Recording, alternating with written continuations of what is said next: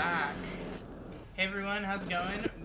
We are ATX VGC and welcome to our Monday Night Friendlies. You're here tonight. My name is Gems. Above me we have Chase or Tiki. We also have in the upper left Roller Coaster. And finally rounding out our commentating team tonight, we've got Nibs. How's it going? Hey, we got some, we got Rozzy in the chat, we got White Tigers in the chat, Professor Ragnar in the chat, all hanging out. Super excited. We have a really fun set of Monday Night Friendlies tonight for y'all. Real quick, how is these sounds sounding? We're in a totally new sound setup, so I want to make sure everything sounds good. I know we got a little bit of feedback going right now. It's some room noise we can't fully take care of, but is the music I'll try to have that fixed. Yeah, we're working on it. But how is the music level good? I know there's a little bit of a delay. Rozzy said we got background noise. Yeah, I know we got some background noise, which is unfortunate. But tonight we are super excited. We've got 4 more ATX VGC Monday Night Friendlies. In our first matchup, we're gonna have Nibs against Tiger. White Tiger in chat. White Tigers. So in the second game, we're gonna have Professor Ragnar versus Justin Snores. And then in the third matchup, I believe we have got myself versus Rowan. And then in the final matchup of the night, we have Sir Wilson versus Amy. Is it possible to join? Sorry, Bat. And not for tonight, but for next week, there's definitely gonna be time to sign up. I know that you are in our Discord, so the announcement goes out on Thursday mornings. Yeah.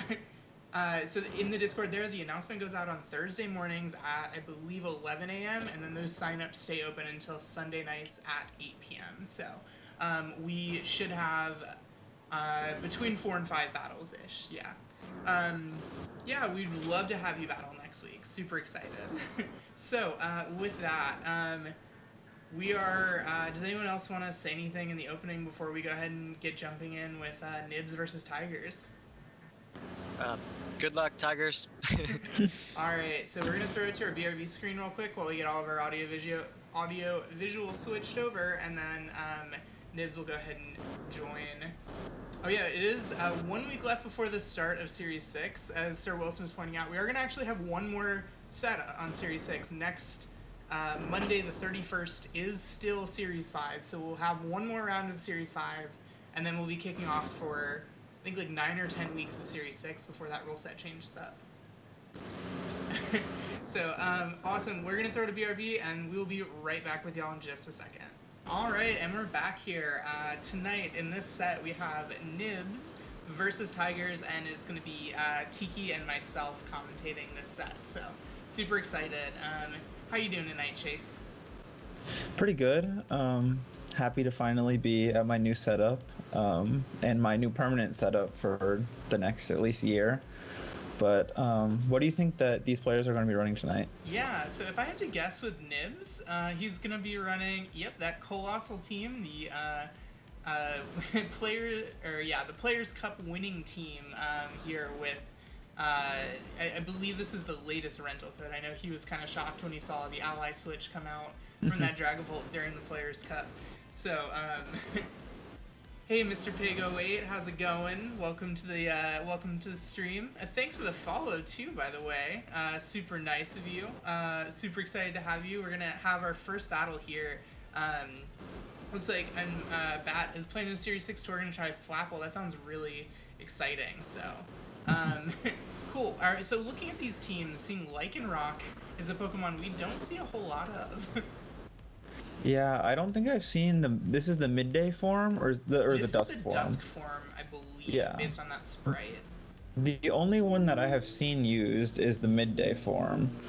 But other than that, I'd love to see what it does in this format. Yeah, I'm super curious. I did not play competitively during the last round. I did not either. Yeah, during Sun and Moon, so I have no clue if it was ever used then, and if so, what it is. So here we see the leads coming out from Tigers with Urshifu Whimsicott, and it is that Urshifu Rapid Strike form. Well, this seems to be a very good position for Tigers here because the Colossal can't really do anything in the face of potentially like a Tailwind Surging Strike. Yeah. It's kind of forced to just, I guess it's going to Dynamax, but I don't know if Nibs is fully prepared for the idea of a Tailwind Surging Strikes right here and it taking maybe 75-80% on the Colossal turn 1, if not a straight KO. Yeah, so it looks like he's kind of debating what might be the best thing to go for here, hovering back and forth between that Max Flare and the Max Overgrowth. This could be a case of a lost Dynamax turn 1 if that Urshifu, if it is in fact a Tailwind Surging Strikes right here. Yeah, and maybe Nibs called the fact that it was so obvious to target into the Colossal that it might max guard and trying to get a cheeky Surf and max move off then, but it seemed like a very risky play turn 1. Yeah, for sure.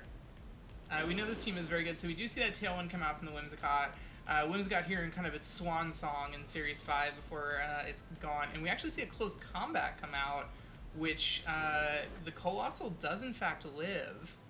Is it going to survive the Surf, though, is the real question. Yeah, I'm not sure. The sun is not up. I believe the Surf from Dragon Ball was doing less than, say, the Aqua Jet. Nope, it does not. So the Oh, wow. Colossal lives to proc its weakness policy and then die immediately to a Surf from his own Dragon Ball. That is tragic to see, and it's going to be really tough for Nibs to come back from, given this positioning. Losing your Dynamax without getting a single attack off.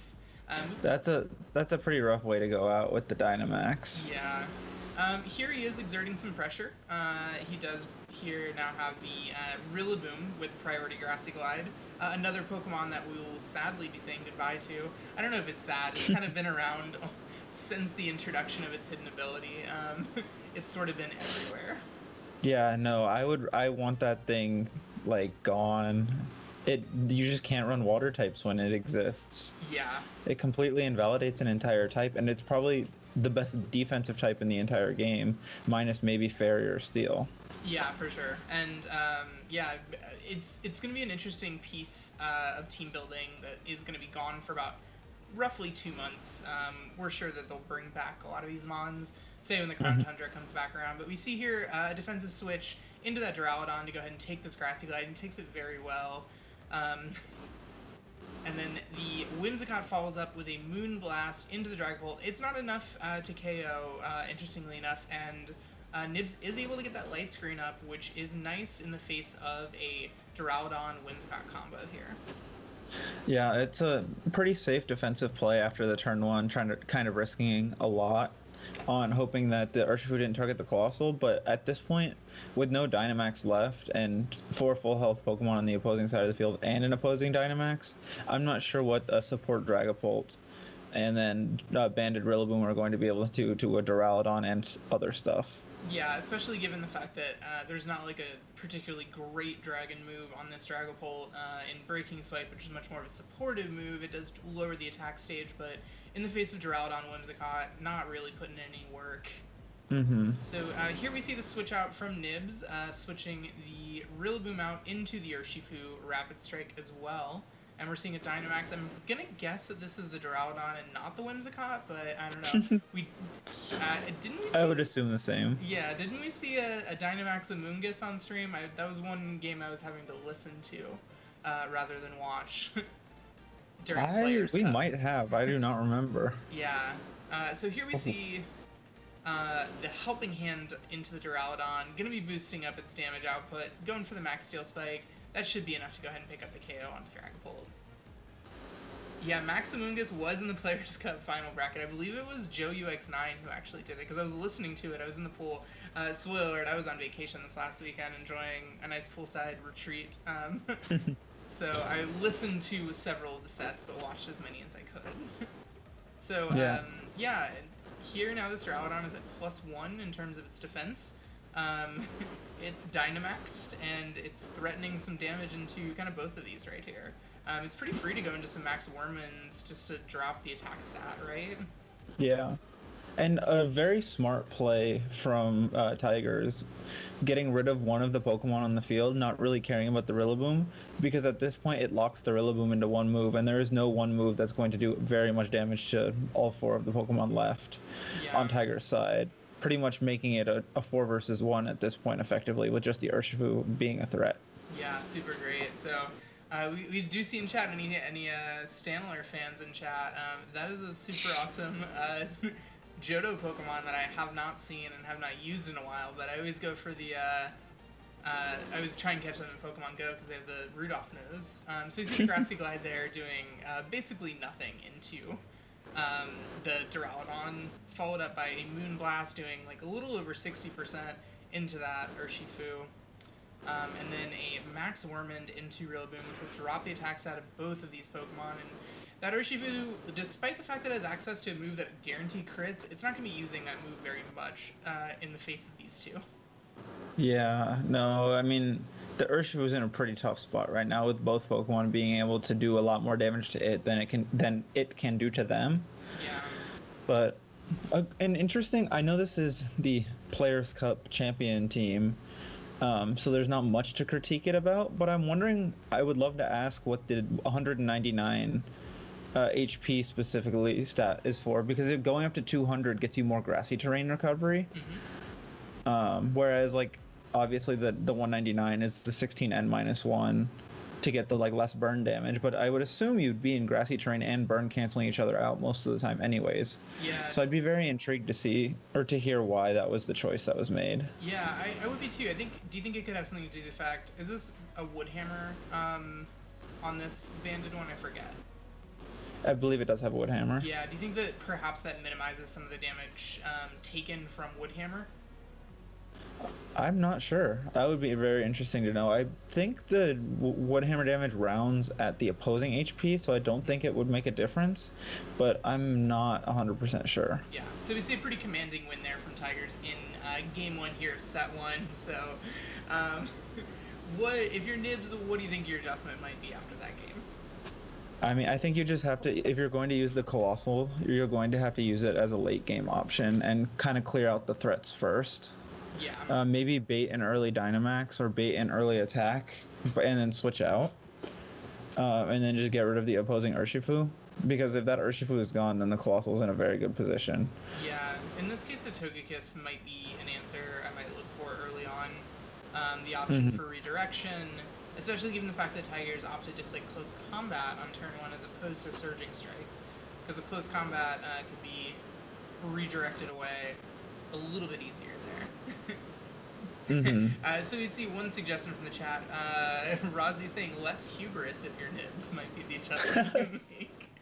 Yeah, it was pretty bold sitting there in the face of a potential Tailwind and Surging Strikes to go ahead and Dynamax that Colossal. Yeah, it was a pretty risky decision and a risk potentially you did not need to take there at that point. But I mean, if you get it right, you win the game. But it depends on your Nibs' confidence of winning the matchup straight up versus winning on like a single 50-50. Yeah. So I'm not sure how he feels going into this match, going into the matchup, but that would be my guess, I guess. Yeah, so again here we see the exact same lead coming out from Tigers with the Urshifu and Whimsicott, and we see a little bit of a change up here with Nibs with his own Urshifu and the Colossal. Yeah, do we know if max speed Urshifu outspeeds +6 Colossal and Tailwind? I believe it should. It definitely should. Max speed Urshifu, because like if I recall correctly, this Colossal even at Steam Engine was not outspeeding certain unboosted Dragapults. Oh, wait. Or it may have That's been, kind of great. Yeah, it might have been after one max Airstream. Okay, so it's just not max speed Modest. Yeah. Because max speed Modest, I believe, hits like 324, whereas Dragapult only hits like 319. Yeah, there were sets where he got the Steam Engine up, did not get the Coals up, but wasn't outspeeding the Dragapults on opposing. Oh, that's an interesting decision. I wonder like what that what bulk, because when I was using Colossal for the past month or so, I was actually using these exact same six with slightly different sets. I was wondering what the reason was, like what I was trying to find a reason to use non-max speed, but I just couldn't come up with one. So looks like Nibs is gonna roll it all here on the steam engine activated Colossal, outspeeding a Tailwind or Shifu. It is actually faster, so that might have been a scenario where that what I was considering was the Dragapult might have had some speed boosts. But yeah, I remember thinking there were some instances where it wasn't outspeeding despite getting its steam engine boost. So we actually see here a switch out with the U-turn on the Urshifu into Nibs' Urshifu, breaking the focus sash and deciding there's no way Nibs would let me just go for the same move again, right? Or knowing that the max flare might reduce the damage output. It sounds like Rozzie's less hubris was the exact opposite advice that Nibs took, and it ended up working out for him this time. Yeah, and now he's in a position where this is a pretty free just Gmax Volcolith into that Braviary. Yeah, and something like an Aqua Jet to knock out the Whimsicott potentially. Yeah. I mean, that seems like a pretty safe play. He's choosing a Detect instead, with the Coles getting the Whimsicott anyway, unless his Braviary maxes and max guards potentially.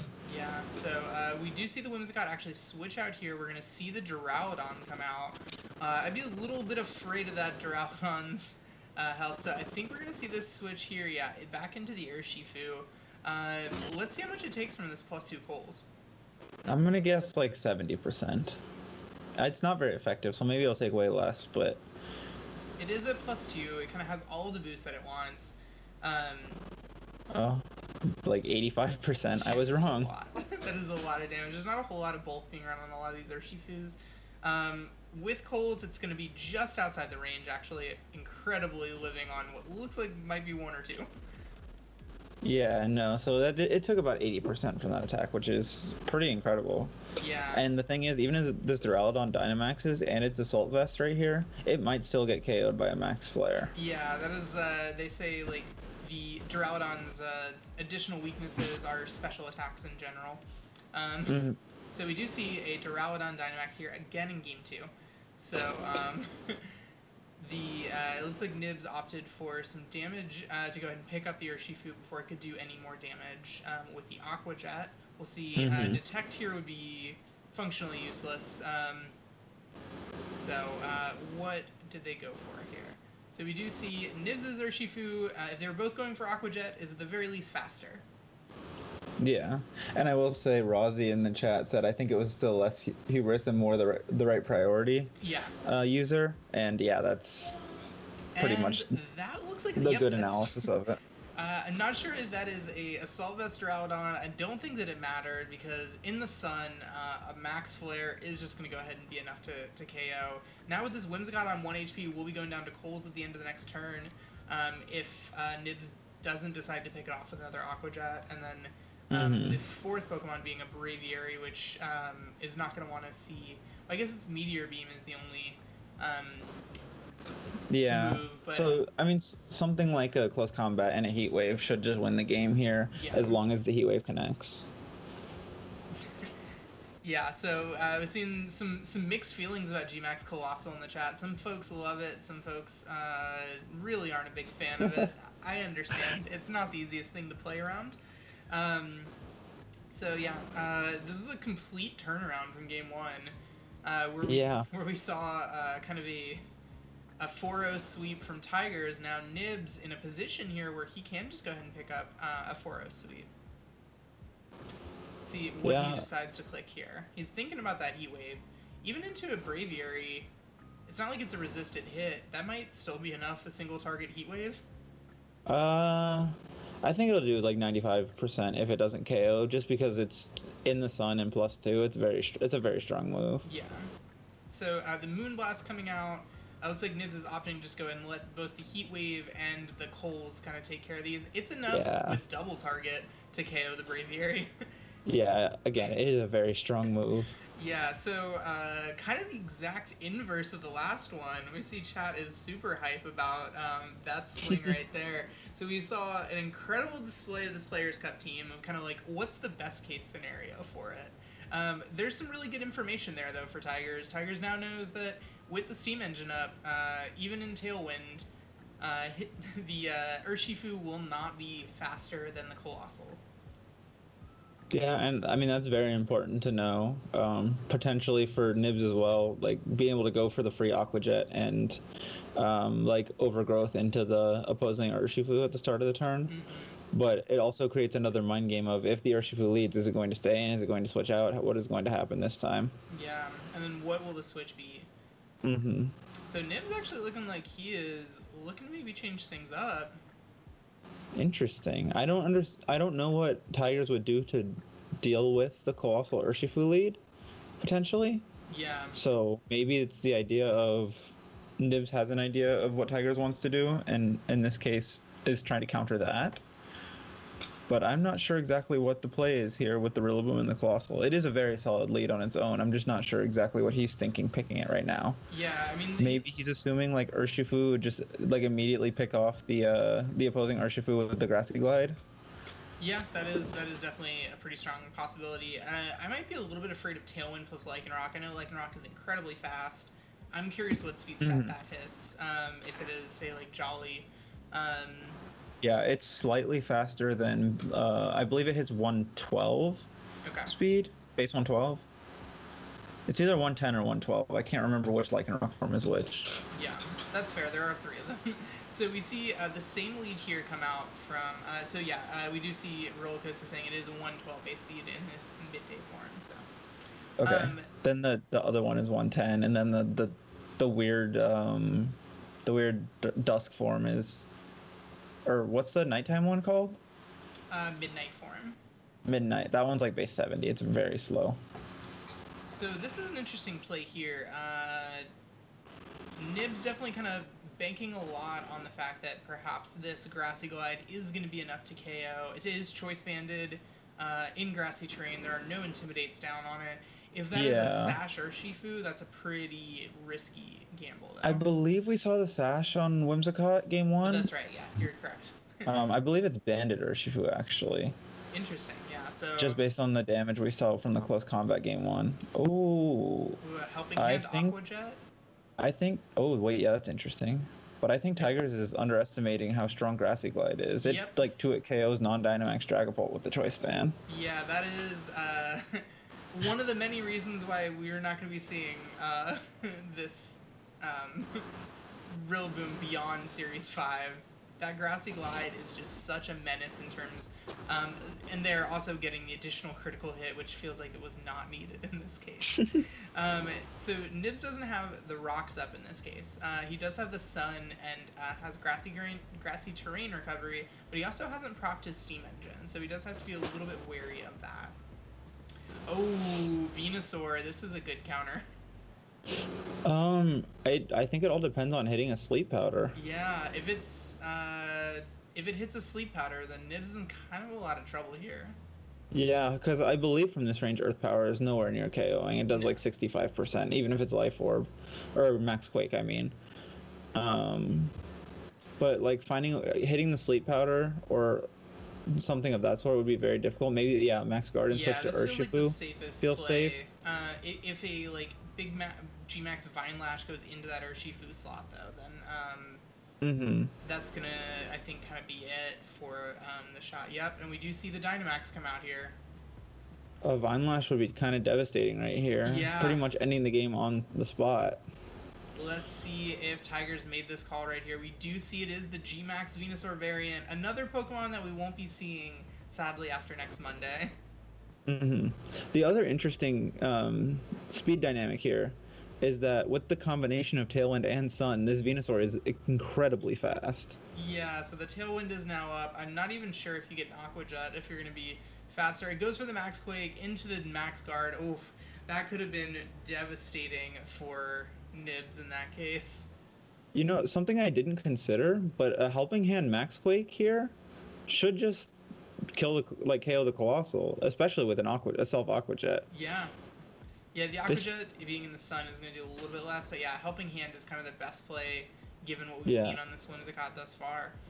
If this is Life Orb Venusaur, I believe Helping Hand Max Quake should... that does did a lot. Oh, critical hit on your own Aquajet. That is tragic. Especially when it's in the sun. So, critical hit Aquajet to a Dynamax Colossal does about like 45 to 55%. And there was a game where I was playing, I was like, oh, I'll just Aquajet myself because I'm -1 and I wasn't Dynamaxed, and I crit and I just KO'd my own Colossal. It didn't even need the Helping Hand in that case. So that's I think the critical hit kind of sealed that. Yeah. It might have been a roll without that critical hit, but with the critical hit, that is incredibly tragic there for Nibs. Yeah, let's see here. And then the Moonblast will come out here and break the Sash on this Urshifu. Take it down to Sash, actually. With another critical hit. Yep. Not sure that crit mattered as much. I've got to say, have you ever seen a Whimsicott in Tailwind move last on the field when it's not going for something like a Trick Room? Yeah, that's going to be a first for me. We honestly don't know what would have gone first between Colossal and it, because Colossal went down before it had the chance, so... and Urshifu went for a priority move, so, 2 out of 3, we don't even know what would have outsped. Oh, and the other thing is, this wasn't even Life Orb Venusaur, so that crit definitely mattered onto the Aquajet crit definitely made a difference, which isn't great.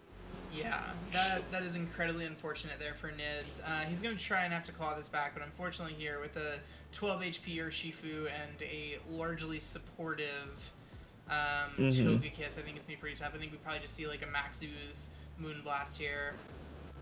Yeah, I was going to say, I believe Max Ooze Moonblast is slightly stronger than Helping Hand Max Ooze, but if something like an Aquajet were to KO that Whimsicott, then that's not a risk worth taking. Yeah. So here we see the Helping Hand Max Ooze. Oh, it takes it down to 6 HP. This is a fully supportive Togekiss, basically, with only Dazzling Gleam as an attack slot, so it's going to get this Yawn off.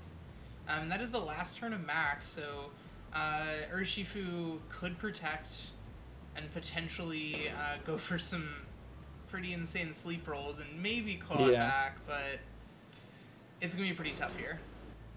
Yeah, and not getting the chance to get the vines up is a pretty unlucky situation here, because if the Vine Lash went up at any point in time, then both of these Pokemon would be KO'd right now. Yeah.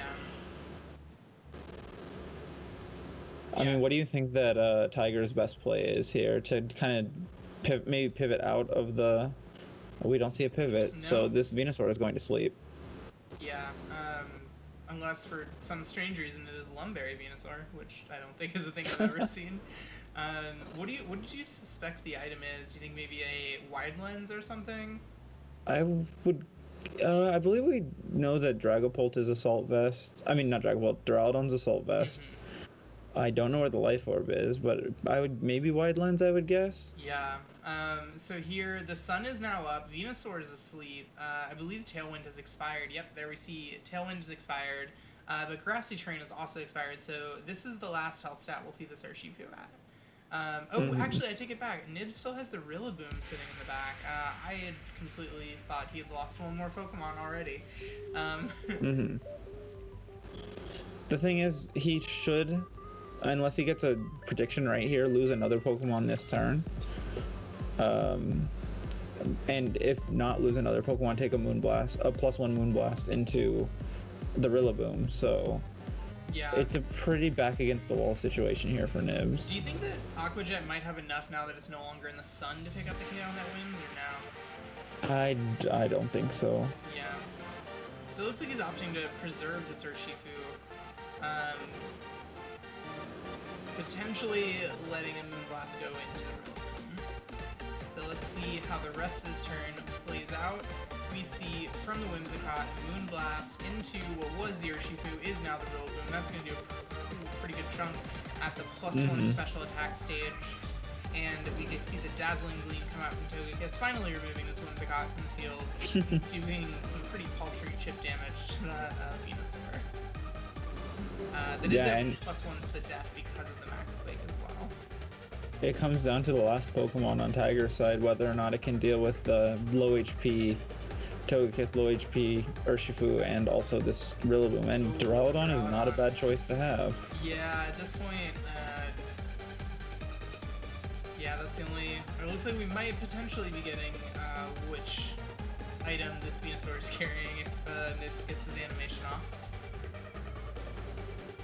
Not really wanting to lock into Choice Band, Grassy Glide in the face of 2, not very effective. Venusaur wakes up, gets the Sludge Bomb off into this Rillaboom, and that's pretty much it. And we are not going to see what the item is. Unfortunately. Maybe we can figure out after the game from Tigers. Here we see that, yeah, that is definitely an AV variant based on how much damage that Togekiss did with that Dazzling Gleam. While it is a neutral hit, Duraludon has, what, a base 45 special defense? Yeah, something very low. Yeah, so we see that was a pretty well played and adjusted strategy from Tigers, knowing that Nibs was going to be setting up the Sun with a Max Flare, and then pivoting into that Venusaur.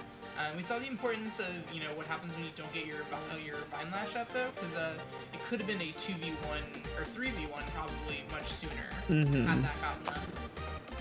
Yeah, the issue was there just never was really a time to go for it, considering that the fact that, like, the Max Quake into the Max Guard, and then you had to Max Quake again. Yeah. And then had to ooze the Togekiss, unless you potentially wanted to go for the Vine Lash, predicting the Togekiss. Not to follow me, but it didn't seem like worth it as a prediction. Yeah, so there, with Urshifu, had a super effective attack, able to get the KO on Duraludon, but unfortunately, Energy Ball's gonna be enough to pick up that KO into it. So that concludes our first set. Really well played from both those players. And, pretty, I would say some really gutsy calls early on, and some really solid adjustments. Yeah, I would tend to agree. I think Nibs realized after game 1 that the Dragon Bolt wasn't the call, and used the Urshifu for the self-proc, doing it right away game 2, and then slowly game 3, and it ended up helping a lot. But still, using the Venusaur game 3 was the thing that he didn't account for, and Tigers ended up being able to use that as the turning point to game 3 and coming away with victory. Yeah, we didn't see a full moveset from that Whimsicott. It could have been carrying Protect, but I have a feeling that perhaps maybe on that team, its fourth move might have been something like the Sunny Day, just to enable that Venusaur's ability to kind of sweep through, especially when someone's looking at your team and not seeing where you might be getting your Sun up. But yeah, allowing Nibs to just set the Sun and then utilize both Tailwind and Chlorophyll, really well played. Yeah, that was a good set. And we see a GG Nibs in the chat from White Tiger. So, really well played, both of y'all. Thanks so much for that first battle. Hey, you like that video? We think you should check this out, and YouTube thinks you should check this one out. Be sure to subscribe for more content.